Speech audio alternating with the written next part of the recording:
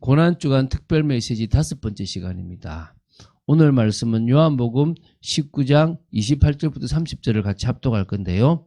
고난주간 금요일에 있었던, 우리는 지금 월요일부터 계산하기 때문에 5째 날에 있었던 말씀을 나누도록 하겠습니다. 그러면 요한복음 19장 28절부터 30절 말씀을 합독하고 고난주간 금요일에 있었던 그 예수님의 행적을 한번 보도록 하겠습니다. 자, 합독하도록 하겠습니다.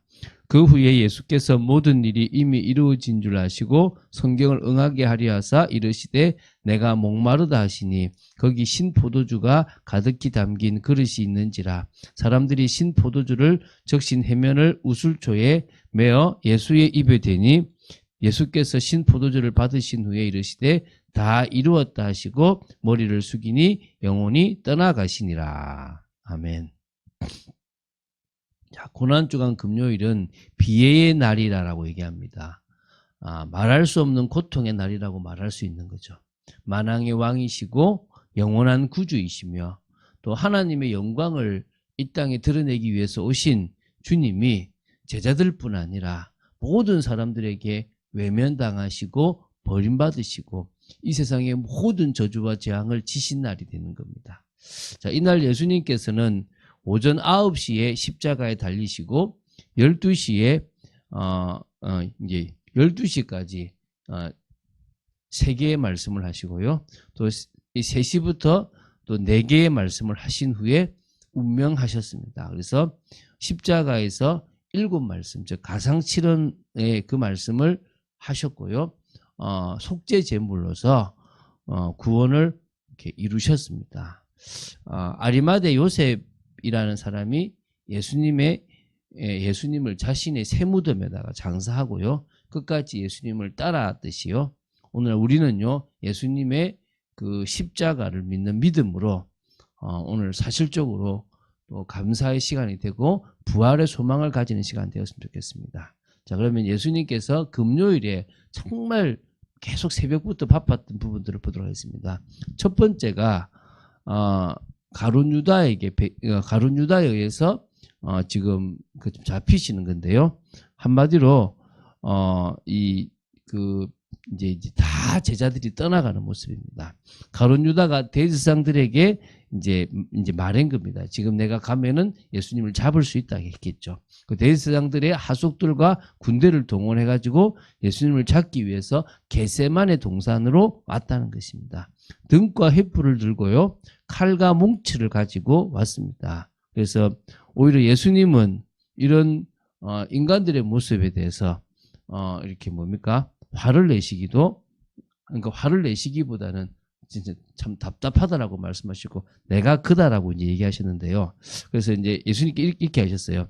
너희가 누구를 찾느냐라고 물으셨고요. 그들은 나사렛 예수라고 대답했고 예수님께서 내가 그다라고 얘기를 하셨거든요. 그래서 예수님을 잡으러 왔던 많은 사람들이 이제 갑자기 이제 땅에 엎드려질 만큼 놀랐거든요. 사실은 이게 어떤 신호가 있냐 그러면 이 예수님에게 누가요? 가룟 유다가 입을 맞추게 되면 그때 그 사람을 끌고 가라라고 이렇게 맞추었던 부분들도 사실 있다고 해요. 그래서 어쨌든 막 잡아가려고 할 때 그때 이제 베드로가 칼을 빼서 이제 대제사장의 종이었던 말고의 길을 떨어뜨리는 일이 벌어져요. 다시 예수님은 그 길을 붙여주시면서 검으로 일어난 사람은 검으로 망한다라고 말씀하시기도 하셨고요.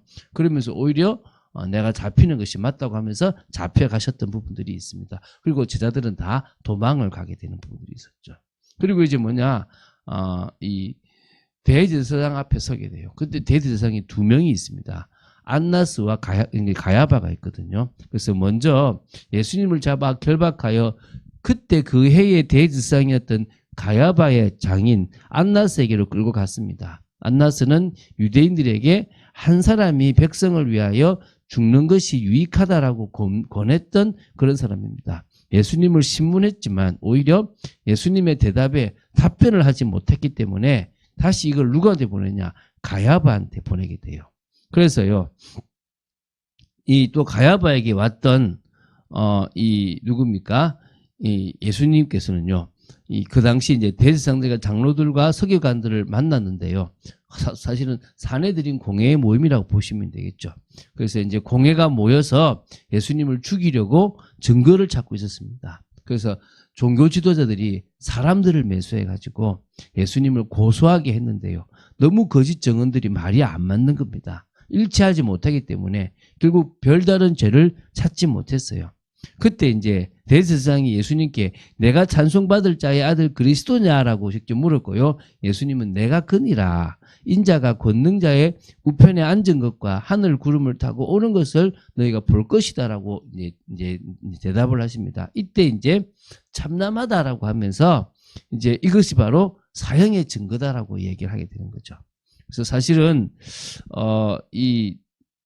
이례적으로 이 사내들인 공회가 이 비밀리에 새벽에 모여서 예수님을 죽이기로 이제 결단하게 되는 모습들이 사실은 있었던 거죠. 그리고 이제 그 자리에 누가 있었냐? 베드로가 요한이라고 보는데요. 같이 이제 그곳에 가게 되었어요. 거기서 이제 예수님을 부인하게 됩니다. 예수님께서 예언하셨던 대로 그대로 되는 거죠. 여기에 보면은 이제 베드로가 그러잖아요. 저는 죽을지언정 예수님을 떠나지도 않고 부인하지도 않겠다라고 했는데 그런 그가 바로 이 뭡니까 그 대제사장에 이제 그 뜰에 들어가서 몰래 불을 쬐고 있었는데 그때 이제 뭡니까 여종 한 명이 주목하여 너도 나사렛 예수와 함께 있었다라고 하게 됩니다. 이때 베드로가 아니다라고 하면서요 이렇게 나가게 돼요. 또 네 말이 맞다라고 이제 이야기를 하게 되고 그래서 또 아니다라고 그래서 이렇게 한 3번 정도 예수님을 결국 부인하게 되고요. 이게 저주까지 하게 되는 모습들이 나옵니다. 그래서 이때 이제 뭡니까? 닭이 2번 울게 되고요. 그래서 예수님께서 닭이 2번 울면 게 그러니까 그 전에 3번 나를 부인하리라고 하셨던 것처럼 그 일들이 일어나게 되는 거죠. 자, 그리고 나서 이제 뭡니까? 예수님은 지금 안나스 가야바에게 갔잖아요. 그리고 누구한테 가냐면 이제 빌라도에게도 끌려갑니다. 왜 빌라도에게 끌려가냐 그러면 그 당시에 유대인들에게는 사람들을 재판하고 죽일 수 있는 권한이 없어요. 그러니까 재판을 할 수 있을지 모르지만 사람을 죽일 수 있는 권한은 유대인들에게 없는 겁니다. 그 권한은 로마 총독이었던 빌라도에게만 있었다는 겁니다. 그러니까 결국 빌라도가 승인하지 않으면 예수님을 죽일 수가 없었다는 거죠. 그래서 결국 그 사람을 이제 빌라도에게 이제 데려갔는데 빌라도는 그 죄를 찾지 못했기 때문에 이걸 고민하다가 누구한테 보냐면 분봉왕 헤롯에게 보냈는데 그 당시 헤롯이 누구냐 안디바스였거든요. 바로 이제 갈릴 쪽이니까 그래서 이제 갈릴 그 쪽이었던 안디바스한테 보내게 됩니다.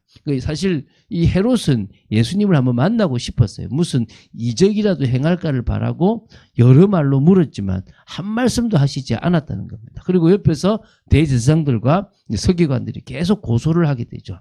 이제 그래서 결국은 뭐냐면 예수님을 업신여기고 희롱하고 빛난 옷을 입히고 다시 빌라도에게 되돌려 보내게 됩니다. 이때 이제 헤롯과 빌라도가 친구가 되었다. 원수였지만 친구가 되었다고 누가복음에 나오기도 합니다. 근데 이제 빌라도가 다시 이제 2차 신문을 하고 사형을 확정하게 됩니다.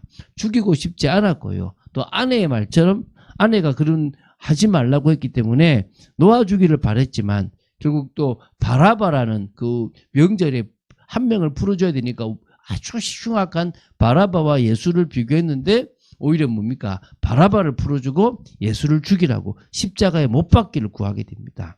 그때 이제 나는 무죄하다 그러니까 백성들이 그 피를 우리와 우리 자손에게 돌리라고 하는 거죠. 이것 때문에 저 유럽에서 엄청나게 많은 피의 흘림이 있었다라고 보고 있죠. 그죠? 마지막 이제 7번째로 십자가를 지시는 겁니다. 이제 아침이 되자 예수님은 빌라도의 판결대로 십자가를 정말 지게 하고 골고다로 끌려가게 하는데요. 이때 이제 뭡니까? 아무도 호산나 우리를 구하소서 했던 그들은요. 지금 다 없는 거죠. 한마디로 그냥 지켜보고 있는 겁니다. 셀 수 없는 채찍질과 또 발길질 또 머리에 가시관을 쓰시고요. 십자가를 지시는데 너무 지고 갈 수 없었기 때문에 그 당시 구레네 시몬이 대신 십자가를 지고 가게 되는 모습이었습니다. 아까 말씀드렸지만 오전 9시부터 십자가에 달려서 오전에 새 말씀을 하시고요. 또 뭡니까? 12시가 이제 3시까지 내 말씀을 하신 후에 운명하시게 되는 모습이 나옵니다. 자, 그러면은 7 말씀이 뭐냐? 가상칠언이죠. 아버지여 저들을 사하여 주옵소서라고 첫 번째 말씀을 하십니다. 두 번째, 그 강도에게 네가 나와 함께 낙원에 있으리라.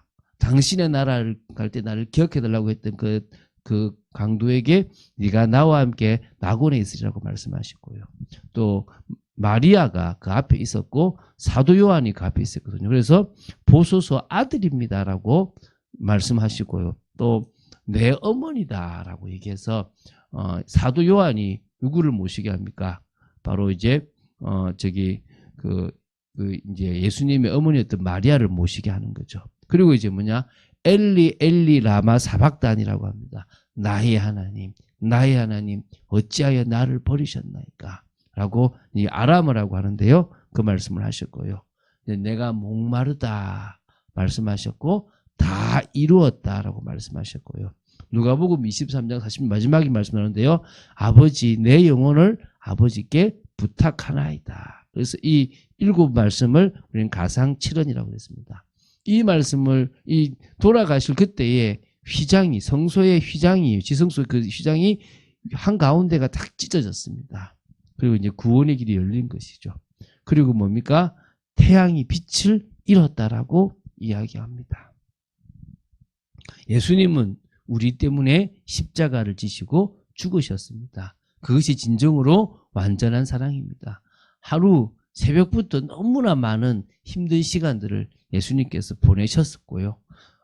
그분이 바로 나의 주고 나의 왕이고 나의 그리스도고 나의 하나님이십니다. 그분이 나를 통해서 당신의 뜻을 이루시기를 원하십니다. 그 응답과 비밀 속에 있는 여러분 되시기를 주 예수 그리스도 이름으로 축원드립니다. 주는 그리스도시요 살아계신 하나님의 아들이심을 고백합니다. 오늘도 예수 그리스도의 그 금요일의 행적을 같이 나누었습니다. 하나님, 저희들이 또 이 금요일에 이 새벽을 깨우고 주님을 바라볼 수 있는 것이 은혜인 줄로 믿습니다. 아버지, 정말 저희들이 더 깨어서 주님의 은혜 가운데로 들어가는 복된 사람이 되도록 지켜 주시옵소서. 주 예수 그리스도 이름으로 기도드립니다. 아멘.